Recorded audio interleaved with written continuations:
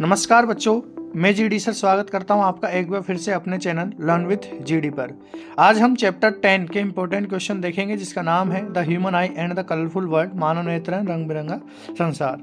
यह chapter 4 marks का है। परसेंटेज वाइज वेटेज देखिए इसका तो 5% इसका वेटेज है। इजी सा चैप्टर है, ज़्यादा क्वेश्चन भी नहीं बनते हैं इसके। और इसमें मैंने जो है कुछ इंपॉर्टेंट क्वेश्चन पर 2026 लिखा है जो 2026 में जरूर आएंगे, तो इसके लिए वीडियो को अंत तक देखिए।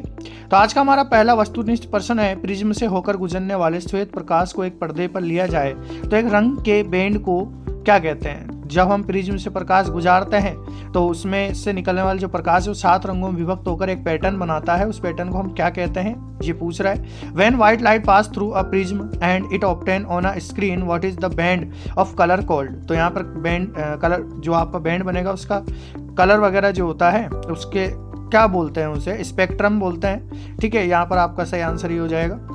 फिर वहीं दूसरा प्रश्न देखें, मानव नेत्र में रेटिना पर बना प्रतिबिंब कैसा होता है। The image form on the retina of the human I is आभासी एवं सीधा, वर्चुअल एंड इरेक्ट, वास्तविक एवं उल्टा, रियल एंड इन्वर्टेड। आभासी एवं उल्टा, वर्चुअल एंड इन्वर्टेड, वास्तविक एवं सीधा, रियल एंड इरेक्ट। तो यहाँ पर आपका वास्तविक एवं उल्टा आपका आंसर हो जाएगा। ये क्वेश्चन अच्छे हैं। हमारा अगला क्वेश्चन देखिए, तीसरा प्रश्न प्रकाश संवेदी कोशिकाएं जो रेटिना में होती है और प्रकाश की तीव्रता के लिए संवेदनशील होती हैं। Which light sensitive cells present in the retina are sensitive to the intensity of light. तो ये आपके जो है रेटिना जो होता है जहाँ पर इमेज बनती है वहाँ पर 2 टाइप की कोशिकाएं पाई जाती है, कोन्स और रोड्स। तो ये आप जो है यहाँ पर देख लेना, रोड्स प्रकाश के लिए होती है और आपके जो कोन होते हैं वो कलर के लिए होते हैं। चलिए आगे देखते हैं। प्रिज्म से गुजरने पर किस रंग का प्रकाश सबसे अधिक विचलित होता है। विच colour of light deviates the most when passing through a prism.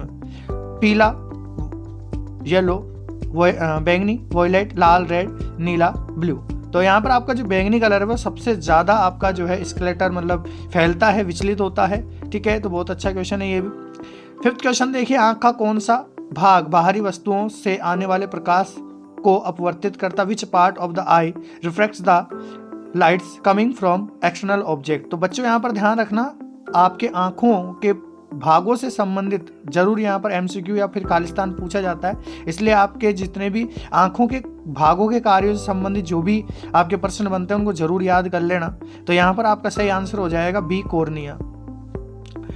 अपना अगला क्वेश्चन देखिए, स्वस्थ नेत्र के लिए स्पष्ट दृष्टि का दूर बिंदु बताइए। तो यहाँ पर आपको दूर बिंदु बताना है बच्चों। यहाँ पर आपको निकट बिंदु नहीं बताना है, दूर बिंदु बताना है। For a healthy I the far point of clear vision. तो यहाँ पर आपके जो है 2 ऑप्शन सेम दे रखे हैं तो उन पे आपको ध्यान नहीं देना है, बल्कि आपके जो है डी ऑप्शन अनंत इन्फिनिटी जो है इसका आंसर होगा। दूर बिंदु पूछ रहा है। आगे चलिए, वस्तु की दूरी के अनुसार नेत्र की फोकस दूरी का बदलना संवेदन क्षमता कहलाती है, पावर ऑफ अकोमोडेशन कहलाती है। ये the change in focal length of the eye lens according to the distance of object is called accommodation. फिर हमारा अगला जो ब्लैंक है वो देखिए, लेंस का वह बिंदु जहां प्रकाश किरणें बिना मुड़े सीधे निकल जाती है। The point of lens which a light ray pass undeviated is called the प्रकाशिक केंद्र, ऑप्टिकल सेंटर हम इसको बोलते हैं। मानव नेत्र लेंस द्वारा जिस प्रकाश संवेदी पर्दे पर प्रतिबिंब बनाया जाता है वह खालिस्तान कहलाता है। ये मैंने आपके लिए खाली छोड़ा है, कमेंट में आंसर बताइए कि इसका आंसर क्या होगा। Blank is the light sensitive screen on which the image is form by the human eye lens. ठीक है, अगला देखिए, प्रिज्म के वर्ण विक्षेपण में ब्लैंक वर्ण का प्रकाश सर्वाधिक विचलित होता है। ऐसा क्वेश्चन हमने जो इसमें देख लिया था मल्टीपल चॉइस में, बैंगनी रंग वॉयलेट जो है इसका आंसर होगा। In dispersion by a prism which colour of light deviates the most. Most भी पूछ सकता है, लीस्ट भी पूछ सकता है, सर्वाधिक और कम वाला पूछ सकता है। ठीक है, दोनों ही पूछ सकते हैं। 5th है आपका, मैंने फिर से आपके जो आई के पार्ट से यहाँ पर क्वेश्चन लिया है। ब्लैंक आंख में प्रवेश करने वाले प्रकाश की मात्रा को नियंत्रित एवं नियमित करता है। तो आंखों के अंदर जो प्रकाश जाता है उसे कौन नियंत्रित करता है, आपका आइरिस नियंत्रित करता है। Blank control the regulates the amount of light entering the eye. तो यहाँ पर आपका आइरिस आ जाएगा। फिर 6th क्वेश्चन देखिए, प्रकाश का प्रकीर्णन के कारण आकाश नीला रंग का दिखाई देता है। The sky appears blue due to a scattering of light. ठीक है, ये भी अच्छा क्वेश्चन है।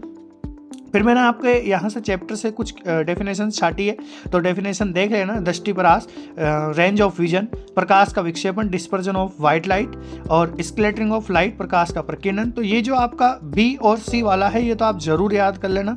टिंडल इफेक्ट और यहाँ पर डायोप्टर भी हमने यहाँ पर छाटा है। अब आगे देखते हैं, हमारे जो बड़े इंपॉर्टेंट क्वेश्चन है वो चालू हो जाते हैं। अंतिम पंक्ति में बैठे किसी विद्यार्थी को सामपट पर पढ़ने में कठिनाई होती है, विद्यार्थी किस दृष्टि दोष से पीड़ित है, इसे किस प्रकार का संशोधन किया जा सकता है, इसे किस प्रकार से दूर किया जा सकता है। Student sitting in the last row has difficultly reading the blackboard, what vision impairment does this student suffer from, how can it corrected. तो ये बहुत अच्छा क्वेश्चन है। पंक्ति में पीछे बैठे व्यक्ति को सामपट पे दिखाई नहीं देता तो उसे कौन सा दोष होगा। यहाँ पर आपको ये ध्यान रखना है कि दूर का दिखाई नहीं दे रहा है बच्चे को, तो कौन सा दोष यहाँ पर होगा ये आपको पहचानना। और साथ में आप पर्सन को ध्यान से पढ़े तो इसने ये पूछा है कि इसे किस प्रकार ठीक किया जाएगा, ये भी आपके लिए जो है बहुत इंपॉर्टेंट क्वेश्चन है। आप इसे 2026 मार्क भी कर सकते हैं। तो प्रश्न 3, आकाश में तारे क्यों टिमटिमाते हैं, ये तो क्वेश्चन 2026 में आएगा ही आएगा। Why do the stars appear to the twinkling in the sky, तो ये इस साल के लिए बहुत ज़्यादा इंपॉर्टेंट प्रश्न है। चलिए बढ़ते हैं अगले प्रश्न पर। एक व्यक्ति समतल दर्पण से 3 मीटर दूर खड़ा है, व्यक्ति और उसके प्रतिबिंब के बीच दूरी यहाँ पर कितनी होगी। तो ये मेरे ख्याल से शायद पिछले वीडियो का ही क्वेश्चन रह गया है, ठीक है। तो आप वैसे भी इस चैप्टर में कैसे कोई दिक्कत नहीं है, ऐसा भी क्वेश्चन पूछा जा सकता है। तो यहाँ पर हमने जो है 6 मीटर की दूरी निकाल ली थी पिछली वीडियो में। अगर पिछला वीडियो आपने नहीं देखा है तो आप जाके देख सकते हैं। सूर्योदय तथा सूर्यास्त के समय सूर्य रक्ताभ क्यों दिखाई देता है, ये आपको यहाँ पर बताना। Why does the sun appear red during sunrise and sunset, बहुत अच्छा क्वेश्चन है ये भी। ये जो आपके ये क्वेश्चन है आपका 5वां, और ये जो आपका 3रा क्वेश्चन है ये जरूर आपके बोर्ड में आ सकता है। इन दोनों में से एक क्वेश्चन जरूर आएगा। चलिए फिर 6 क्वेश्चन की बात करते हैं। प्रिज्म के लिए प्रिज्म कोण और विचलन कोण को परिभाषित करना है। इसके आंसर आपको जो है इसमें एसपी की जो एग्जामिनेशन आइडिया है उसमें मिल जाएंगे। तो define the angle of prism और angle of deviation of for prism. B question है इसका, श्वेत प्रकाश को प्रिज्म से गुजारने पर प्राप्त स्पेक्ट्रम के वर्णों का क्रम लिखना है। जो विब्ग्योर होता है उसकी फुल फॉर्म आपको लिखनी है। Right the order of colours in the spectrum obtain from white light through a prism. चलिए बढ़ते हैं अगले प्रश्न पर। 7th क्वेश्चन है आपका, आंख के 2 मुख्य दोषों के नाम बताने, उससे उत्पन्न होने वाले कारण और निवारण भी आपको बताने हैं। तो ये भी बहुत अच्छा क्वेश्चन है और 2026 में आने का इसका पूरा चांस है। Name 2 main defects of human eye, explain their causes and methods of correction, ठीक है।